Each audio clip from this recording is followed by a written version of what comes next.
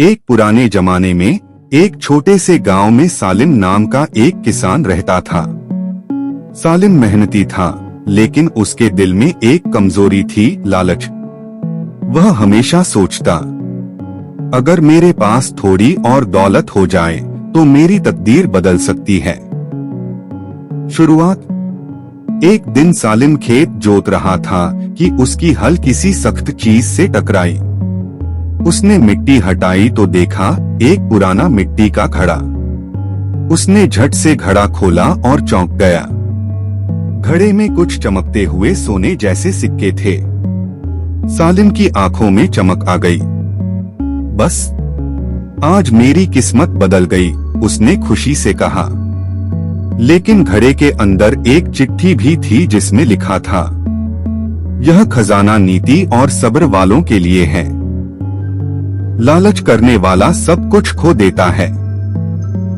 सालिम ने चिट्ठी को नजरअंदाज कर दिया और पैसे अपने घर ले आया। लालच की शुरुआत। रात भर सालिम सो नहीं पाया। मन में एक ही बात घूम रही थी, अगर एक घड़ा मिला है तो और भी होंगे, सारा खजाना मेरा होगा। अगले ही दिन वह फावड़ा लेकर उसी जगह पहुंचा और आसपास खुदाई शुरू कर दी। पूरा दिन गुजर गया, फिर भी कुछ न मिला, लेकिन उसका लालच बढ़ता ही गया। अल्लाह का इम्तिहान। कई दिन बीत गए। खेत की मिट्टी खराब हो गई, फसल बर्बाद होने लगी। पड़ोसी बोले, सालिम, अल्लाह ने दिया, शुक्र करो। लालच छोड़ो नहीं तो सब खो दोगे। लेकिन सालिम ने किसी की न सुनी।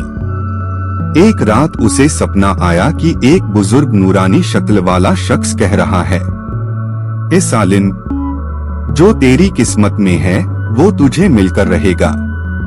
लालच से तकदीर नहीं बदलती। सालिम घबरा गया, मगर सुबह होते ही फिर खुदाई पर लग गया। नतीजा, एक दिन खुदाई करते करते जमीन धंस गई और सालिम का पैर फंस गया। पूरा शरीर मिट्टी में धंसने लगा। बड़ी मुश्किल से लोग उसे निकाल पाए, लेकिन उसकी पूरी फसल तबाह हो चुकी थी।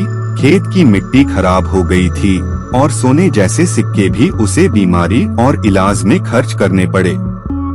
अब उसके पास न खजाना था, न फसल, न सुकून। समझ का उजाला। एक शाम वह उदास बैठा था कि वही बुजुर्ग फिर सपने में आए और बोले, अल्लाह रोजी देने वाला है। मेहनत और शुक्र से तकदीर बनती है, लालच से नहीं।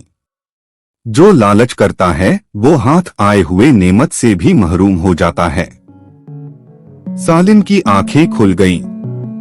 उसने तौबा की और वापस मेहनत पर लौट आया।